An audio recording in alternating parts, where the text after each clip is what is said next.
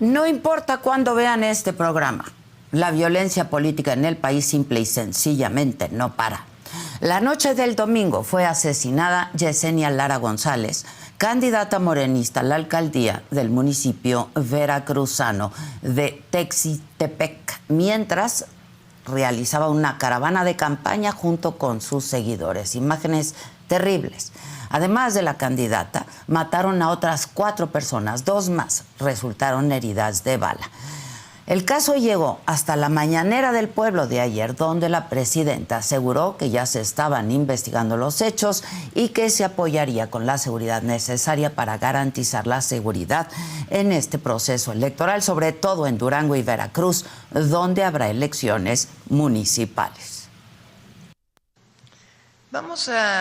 Estamos en coordinación, particularmente el secretario de Seguridad y todo el apoyo que se requiera en este periodo electoral por parte de Veracruz y también de Durango, además de la vigilancia permanente por la elección del 1 de junio y el trabajo que se hace en coordinación con el Instituto Nacional Electoral.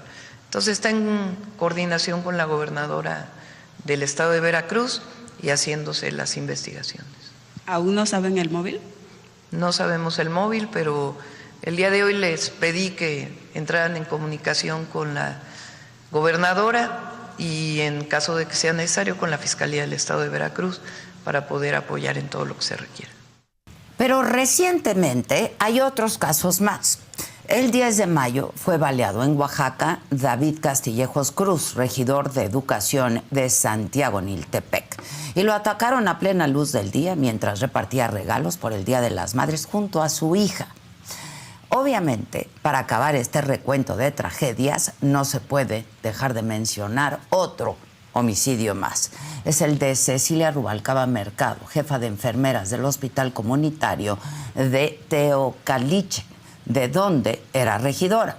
Además, había aceptado la candidatura de Movimiento Ciudadano para la presidencia municipal y fue asesinada la madrugada del viernes, justo mientras trabajaba en el hospital.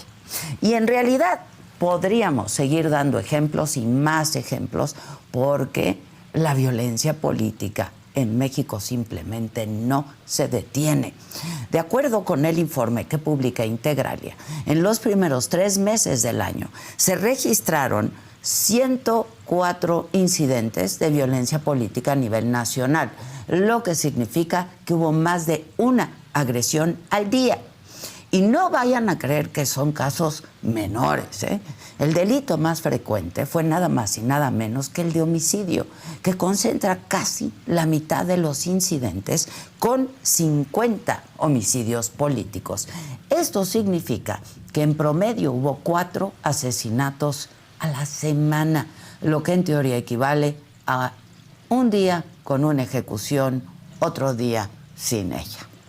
Pero obviamente hay muchos otros crímenes políticos. Son 24 amenazas, 15 atentados con arma de fuego, 11 secuestros y 2 desapariciones. Y todo esto solamente en los primeros 3 meses del año.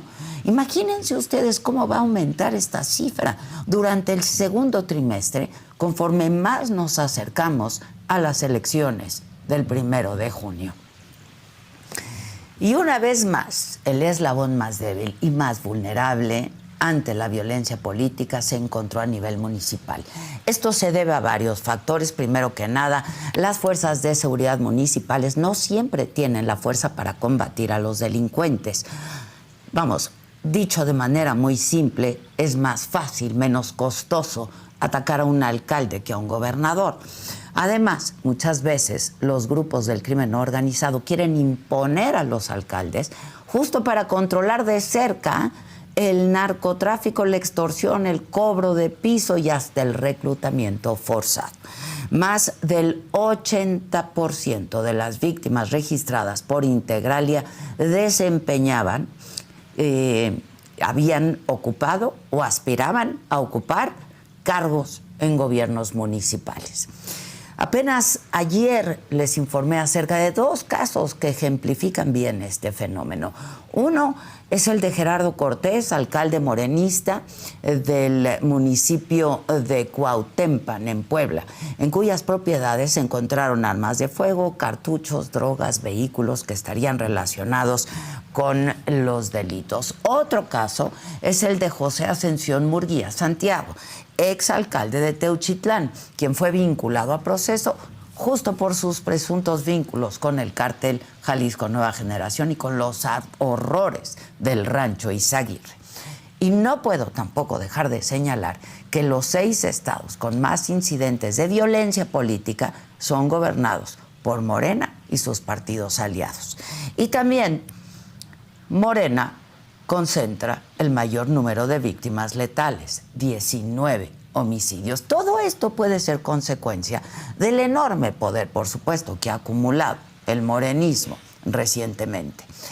Todavía hace falta que veamos qué va a pasar ahora que se van a votar también los cargos del Poder Judicial, donde ya hay algunas candidaturas que tienen presuntos vínculos con el crimen organizado, donde el propio INE ha lanzado una alerta de inseguridad en 19% de las secciones electorales.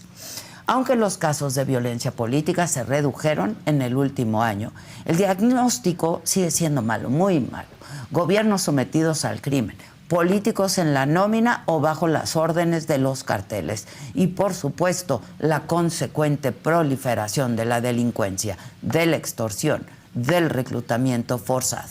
Ojalá me equivoque, pero nos pueden esperar semanas largas, muy largas, aciagas, de aquí a que termine el periodo electoral.